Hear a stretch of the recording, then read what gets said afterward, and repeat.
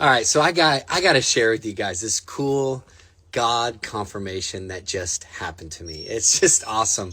I love when God gives us these little reminders along the way. I'm sure it happens to a lot of you guys. Just to let us know, hey, you're on the right track. Yes, that's actually me. It's not just your crazy idea. Well, one of those just happened to me. And first of all, Gulf of America, yes, we are coming to the Gulf of America to do baptisms. I cannot wait, guys. It's going to be so fun. The 23rd, we're going to be in 30A in North Florida. The 24th, Miami. The 26th, we're going to be in Jensen Beach. So we're going to take the fire of what's happening out here in California. We're bringing it to the East Coast. But so this is what happened. This is so cool. I was praying today about our worship on the rooftop deal that we're doing in Los Angeles on June 6th. And, I just had this picture of us just singing out over the city, celebrating 5 years of God's faithfulness with Let Us Worship and many other ministries, singing out over the city of angels. And I just thought, we've done these massive productions. We've gotten really slick and professional, and we've streamed everything, and it looks awesome. We just had Let Us Worship live from Israel, was just broadcast on Daystar. Like, all these things I never would have dreamed in my life would have ever happened. But the whole movement was birthed in the gritty, raw, unpolished, unfiltered, just streets and beaches of America. And it's funny too, because so much of the history is in Southern California, where we have awesome churches and awesome venues and big budgets, but there was something different about Let Us Worship. It was on bridges, it was on beaches, it was in parks, it was in the gritty asphalt of the streets during lockdowns. And so I was thinking about this, on the 5 year when we celebrate, I want to return back to that. I know that we could get screens and make it look real pretty and make it real clean and awesome. But what if we just did something where we invited people to a rooftop and we returned back? We had a couple speakers, maybe a monitor, and we just went for it, just like we did in COVID. So I was thinking about this.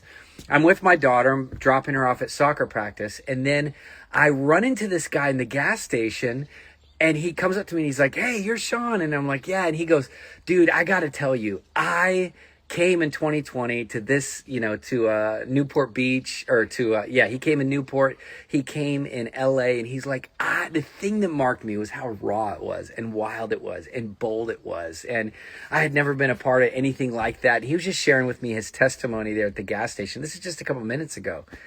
And it was like God was bringing confirmation to what I had already felt, that we cannot ever graduate to being too pretty and too polished. And we can't get to a place where we're like the professional Christian event people. We need to maintain the rowdiness and the hunger and the fire. That's what made this movement so powerful. It was a gathering of the remnant. And there's a tendency sometimes to we think it's maturing and growing, when it's really, God is calling us to return back to the very thing that birthed it, that we would return back to the rawness, that we would return back to the place of hunger, back to being in the street. So I just had this vision of us on a rooftop in LA, just worshiping, singing out into the night, bringing some glow sticks, just declaring God's purposes and plans, just like we did in the pandemic. And so anyway, that is so fun. I'm excited. June the 6th, we're going to do that on a rooftop in LA, and it's limited space, so you got to sign up to be a part of it. And then June the 8th, we're going to come up to Colorado, and we're going to fight this godless, demonic, horrible bill, man, that is hell-bent on perverting our children and our families. All you Colorado people, man, I am down to fight with you. And so, I love your state. I've come there so many times. I love the plans over that state, but I've seen the enemy come in such a strong way to attack families. So we're going to rally people on June the 8th. More details to come on that. But yeah, I can't wait, guys. I feel like we're definitely in a wind, a fresh wind, but we can't ever get too pretty or polished. That's a word for me, and maybe a word for some of you. We got to return back to the rawness and the hunger and the fire. So can't wait to see you on the rooftop June 6th.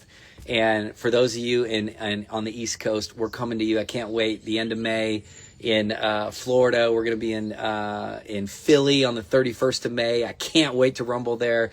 Boston on June 1st. And then, of course, Los Angeles, June 6th. You don't want to miss it. Friday night, baby. It's going to be awesome. And then June 8th, Colorado. Let's rumble. Love you guys. Keep the fire. Keep the hunger. Never, never, never become the professional Christian. Always stay hungry. Stay wild for Jesus.